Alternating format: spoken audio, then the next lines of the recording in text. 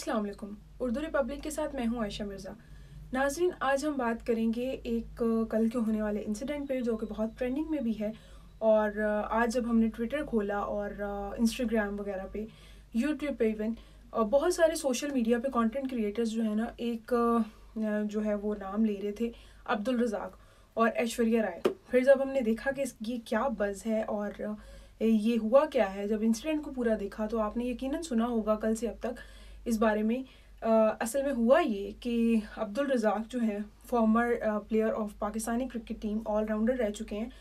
उनकी जानिब से एक स्टेटमेंट दी गई जो कि मेरे ख्याल से तो बहुत गैर जिम्मेदाराना और बहुत अनएथिकल भी उससे कह सकते हैं, और बहुत ज़्यादा कंट्रोवर्शियल भी इट्सेल्फ वो अपने आप में थी। अब स्टेटमेंट क्या दी, उसका कॉन्टेक्स्ट क्या था, कहाँ पर दी, क्यों दी, किस कॉन्टेक्स्ट में दी, सारी यही हम आपको बताएंगे, तो वीडियो को पूरा देखिएगा। कल असल में हुआ ये कि कल जो हमारा 2009 का Pakistan cricket T20 world cup जीता है, उसके ऊपर एक हमारे जो साबिक जो प्लेयर्स हैं, कप्तान हैं, प्लेयर्स हैं हमारे कौमी टीम के, वो सब इकट्ठे हुए थे एक इवेंट में कराची में। उस इवेंट में जो है वो शाहिद अफरीदी थे, मिसबाउल हक थे, यूनुस खान थे, उमर गुल थे, अब्दुल रज़ाक थे ऑफ कोर्स, और उसके अलावा और भी काफ़ी, शुएब मलिक थे, काफ़ी सारे प्लेयर्स थे।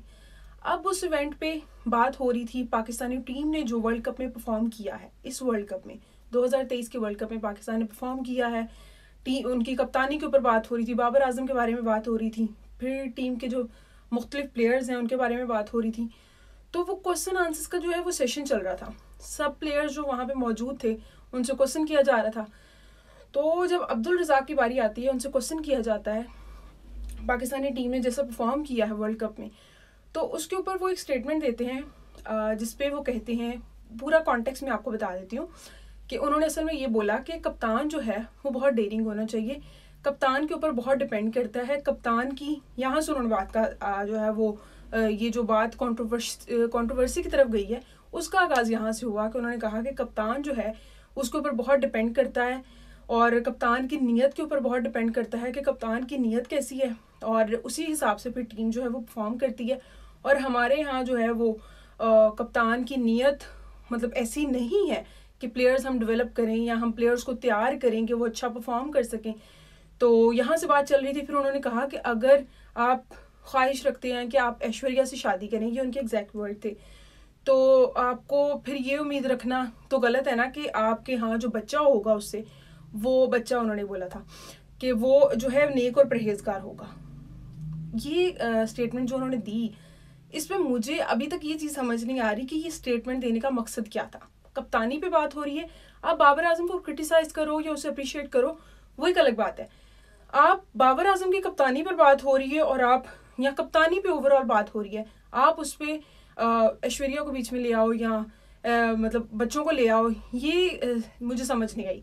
अच्छा, इसके ऊपर 3 पॉइंट्स हैं जो हम 1 बाय 1 डिस्कस करेंगे कि क्या गलत हुआ है यहाँ पे।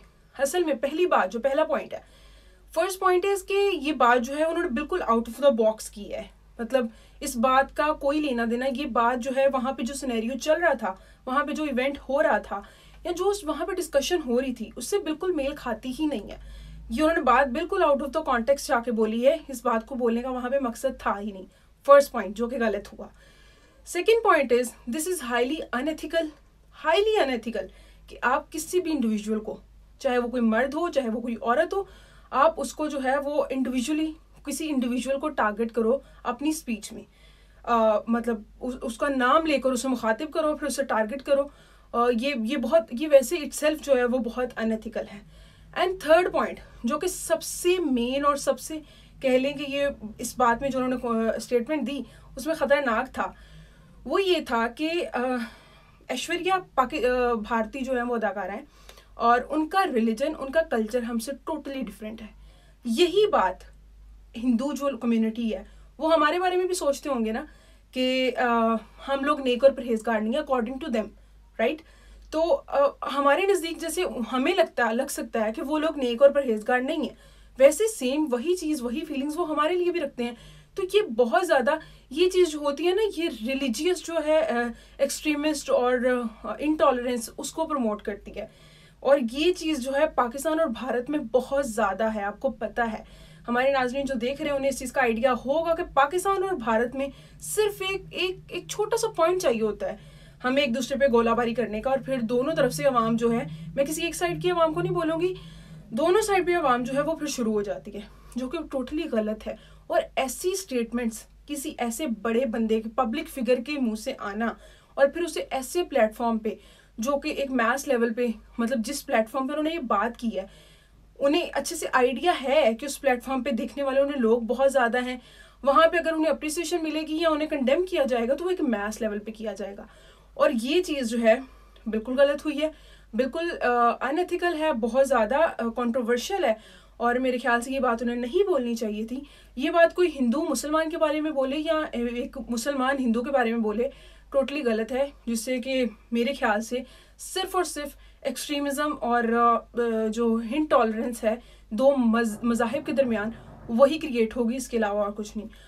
और इसके ऊपर आपको क्या लगता है, आपकी क्या राय है, आप हमें कमेंट में बता सकते हैं उनकी स्टेटमेंट के बारे में, और जो कुछ भी इसके ऊपर सारी कंट्रोवर्सी चल रही है उसके बारे में आप भी हमें आगाह कर सकते हैं।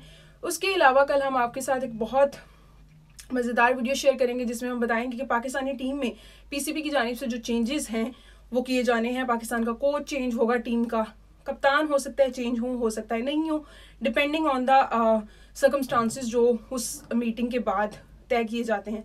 तो मज़ीद ऐसी वीडियोस देखने के लिए हमारा चैनल उर्दू रिपब्लिक सब्सक्राइब कीजिए, देखते रहिए, और सी यू अराउंड। अल्लाह हाफिज़।